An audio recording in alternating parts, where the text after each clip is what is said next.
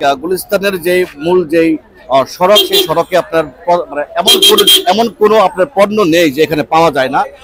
রাস্তার পাশেই কিন্তু সবচেয়ে ফুটপাত, আর সবকিছু পাওয়া যায় এই ফুটপাতের মধ্যে। কিন্তু অনেকেই আমরা জানি না যে এই গুলিস্তানের মোড়ের যে নিচে পাতাল মার্কেট আছে, আমরা অনেকেই জানি না।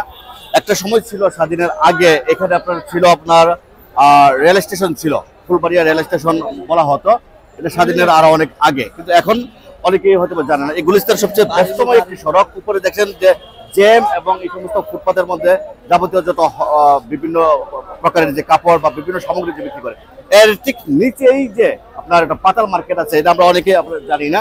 আমি আপনাদেরকে দেখাবো সেই পাতাল মার্কেটের।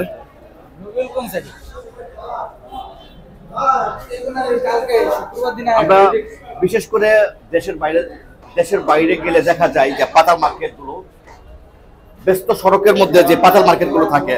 আমাদের বাংলাদেশেও যে পাতাল মার্কেট আছে আপনার গুলিস্তানে, এটা অনেকেই জানে না।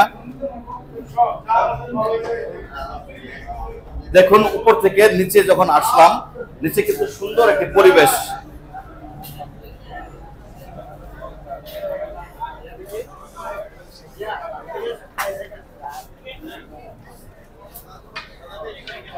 এই পাতাল মার্কেটে আসার রাস্তা কিন্তু কয়েক দিক দিয়ে আছে। রাস্তার ওপার, রাস্তার এই পারে কয়েকটা দিক দিয়ে কিন্তু এই পাতাল মার্কেটে আসার যে রাস্তা আছে।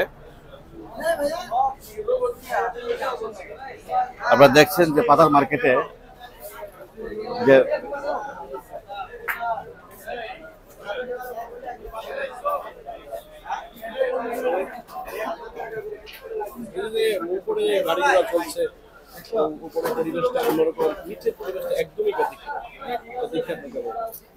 নিচে যে পাতাল মার্কেট আছে আমাদের বাংলাদেশের অনেকেই জানে না, বা উপরে যে রাস্তা বা উপরে যে জ্যাম এবং রাস্তা দখল করে যেসব ফুটপাত দখল করে আছে, এবং সবচেয়ে বেশি যে রিক্সা বলেন বা সমস্ত গাড়ি জমে আছে, মানে জানেই না যে নিচে এত সুন্দর একটি মার্কেট আছে।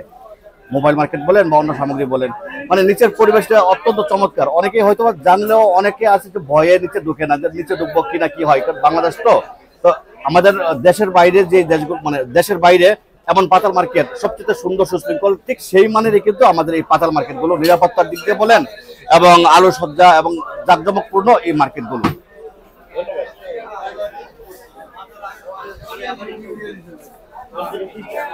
আপনারা দেখছেন যে অসংখ্য মোবাইলের দোকান কিন্তু ডানে বামে আছে, এবং সুন্দর একটি পরিবেশ এই পাতাল মার্কেটে।